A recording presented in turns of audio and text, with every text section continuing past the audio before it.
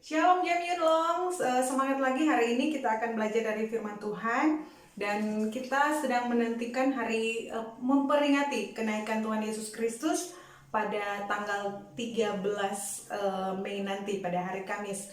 Dan hari ini ada satu bahan perenungan firman pada saat murid-murid Yesus sedang menanti apa yang akan terjadi, atau suasana yang sangat menegangkan itu di saat mereka menanti sesuatu yang besar atau apa yang akan terjadi setelah Yesus bangkit.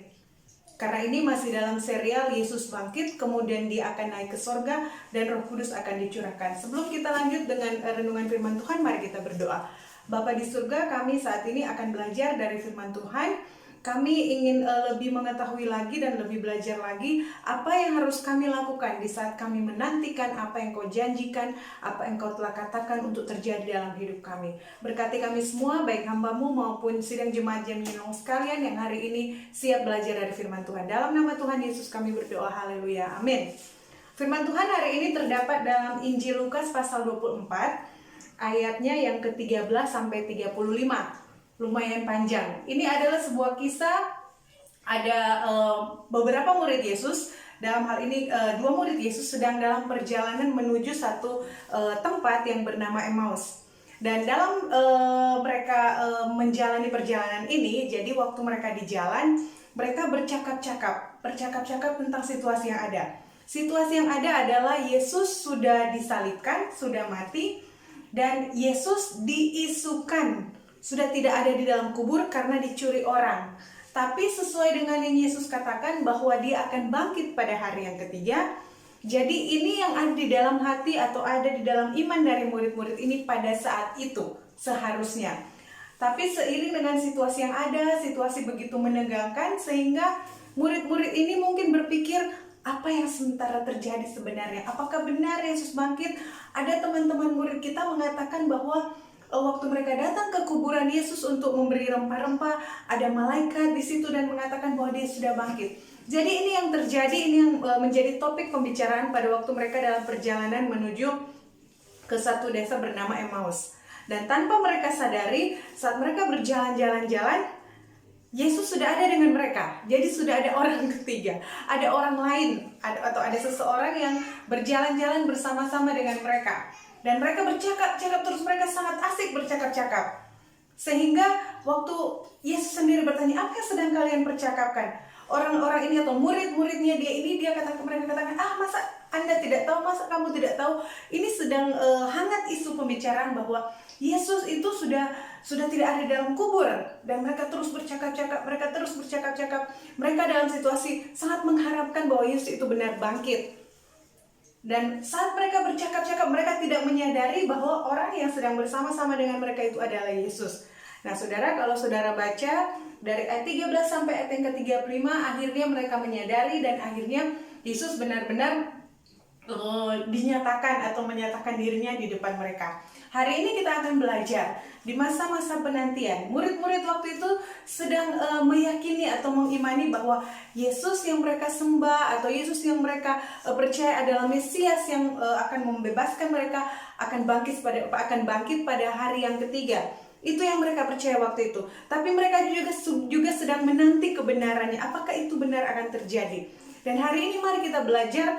Ada beberapa hal penting atau beberapa hal yang kita perlu belajar dari kisah perjalanan dua orang murid Yesus ini ke suatu kampung yang bernama Emmaus. Ada hal-hal luar biasa yang terjadi waktu itu karena Yesus hadir bersama dengan mereka. Yang pertama, kita melihat bahwa saat mereka berjalan, seperti saya katakan tadi, mereka sudah bersama-sama dengan Yesus karena Yesus datang bersama-sama dengan mereka. Sudah berjalan bersama-sama dengan Yesus dan mereka terus asik bercakap-cakap. Dan dari percakapan mereka terlihat bahwa mereka sangat ingin menantikan, benar gak Yesus ini akan bangkit? Atau di sisi lain kami percaya bahwa dia ini adalah Mesias, kami percaya dia itu Tuhan. Tapi ini masih dipercakapkan terus, dan Yesus yang sudah hadir bersama dengan mereka membuat tertutupi dengan percakapan itu. Satu hal yang kita perlu belajar dari kisah dari murid-murid Yesus ini, atau dari dua orang murid Yesus yang sedang dalam perjalanan ini, kayak mau satu hal yang kita perlu belajar. Kalau kita lagi menantikan janji Tuhan, kita lagi menantikan apa yang kita penasaran untuk Tuhan lakukan dalam hidup kita. Terkadang kita terlalu sibuk atau terlalu fokus dengan janji itu sendiri, bukan kepada sang pembuat janji dan sang pemberi janji. Itu yang terjadi pada murid-murid ini. Mereka fokus dengan kisah dari apa yang terjadi kepada Yesus. Kisah dari apa yang sedang santer, isu yang sedang santer waktu itu. Itu benar, itu baik, karena mereka tetap dalam mempercakapkan janji-janji Tuhan. Tapi tanpa mereka sadari, orang yang sedang bersama-sama dengan mereka itu adalah Yesus sendiri. Saya dan saudara perlu belajar bahwa terkadang apa yang kita butuhkan itu, atau Yesus itu sendiri yang adalah sumber dari segala sesuatu yang kita butuhkan itu, sudah ada benar-benar dengan kita. Tapi kita tidak bisa menyadarinya karena kita sibuk dengan sesuatu yang tidak terlalu penting. Baik tapi tidak terlalu penting. Kita lagi menantikan Tuhan untuk memulihkan ekonomi kita, atau teman-teman sedang menantikan kapan pandemi berakhir, teman-teman sedang menantikan kapan kontrak saya berakhir supaya segera bisa pulang bersama dengan keluarga. Kita sedang menantikan janji-janji Tuhan yang benar-benar kita percaya ya dan amin di dalam Alkitab, itu benar. Tapi tahukah kita bahwa sang pemberi janji itu punya banyak cara untuk menepati janjinya. Dan alangkah indahnya kalau kita benar-benar sudah memiliki atau lebih dekat dengan yang memberi janji itu daripada dengan janji itu. Karena kalau kita sudah punya sang pemberi janji itu, gampang sekali untuk kita benar-benar menikmati apa yang dia katakan. Kita fokus kepada Tuhan bilang mau kasih ini ke saya, Tuhan bilang mau kasih itu ke saya, Tuhan bilang saya akan jadi seperti ini, Tuhan bilang saya akan jadi seperti itu, Tuhan bilang akan berkati seperti ini, Tuhan bilang akan berkati seperti itu. Fokus dengan hal itu sampai kita lupa Yesus sudah ada dekat kita. Yang Yesus mau bersekutulah dengan saya, share something with Jesus, ngomong dengan Yesus, bangun hubungan dengan Yesus, bicara dengan Yesus. Karena Yesus sudah ada di situ dengan dua orang ini. Saya harap saudara-saudara bisa baca ayat ini, karena panjang saya tidak akan bacakan, kita bisa habis waktu. Jadi kalau Yesus sudah hadir di situ, sebenarnya semua masalah dan semua keraguan-keraguan itu sudah tidak ada gunanya lagi, sudah tidak berguna lagi maksud saya. Karena dia sudah ada di situ. Kadangkala Yesus sudah ada dengan kita, sudah siap untuk menjalani apa yang dia sementara janjikan untuk kita, sudah siap untuk menjalani apa yang sementara dia siapkan untuk kita. Tapi kita masih fokus dengan apa jadi nggak ya, benar begini nggak ya, benar begitu nggak ya. Kita belajar dari dua murid ini, mari lebih peka. Kalau kita merasakan bahwa sebenarnya ini jalan, kita sudah sedang berjalan dengan Yesus, sebaiknya kita fokus untuk ikut arah Yesus aja. Fokus aja ke Yesus. Gimana ya Tuhan, saya harus melakukan apa, saya harus melakukan apa. Jalani saja dulu dengan Yesus.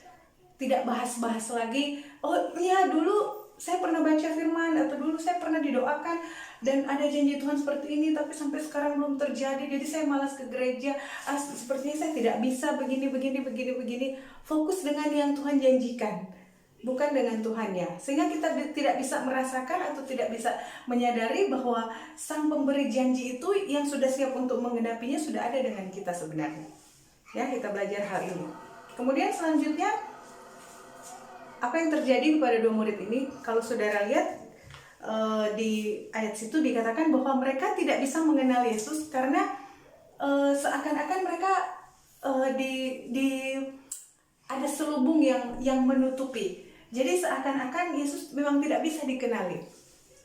Hal yang kedua, kita belajar kadangkala Tuhan memang izinkan hal-hal tertentu untuk belum dibukakan, belum di-reveal untuk kita, untuk melihat seberapa giginya kita untuk tetap percaya akan janji-janji Tuhan.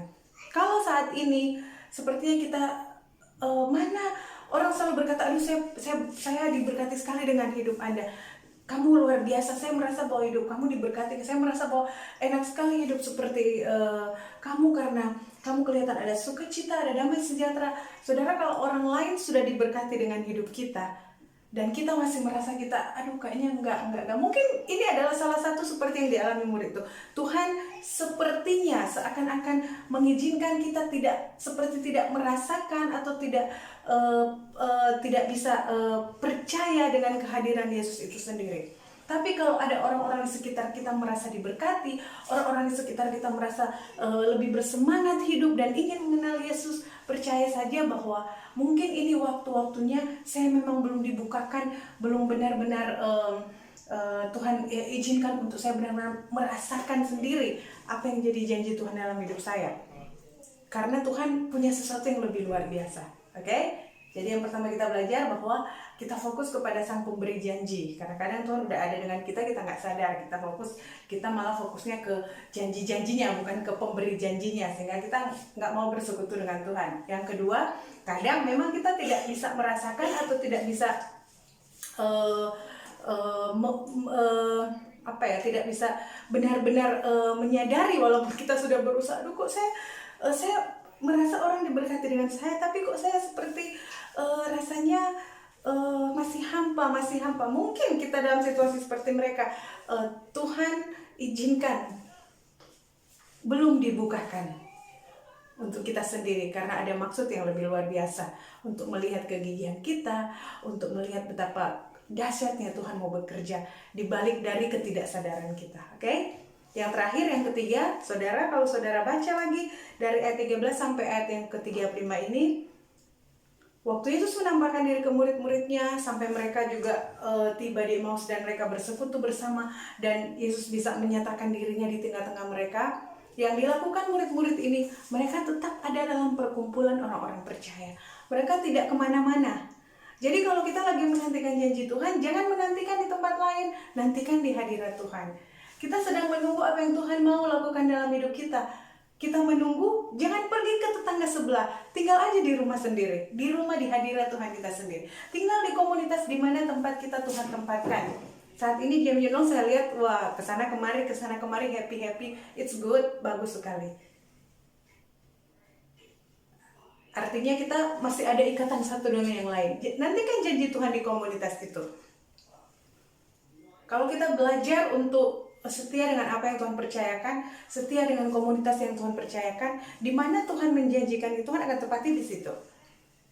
Murid-murid ini mereka tidak, saya mau tetap percaya tapi kayaknya saya mau mundur dulu dari persekutuan jemaat ini, takut karena bisa saja ada tentara-tentara Romawi waktu itu kan datang mau coba untuk ini murid Yesus atau bukan ya? Tidak, mereka tidak lakukan itu. Walaupun mereka dalam situasinya sepertinya tidak percaya, sepertinya ragu atau sepertinya masih bingung, dan ini bahkan kalau saudara baca Yesus katakan kepada mereka, "Hei, kamu yang tidak percaya."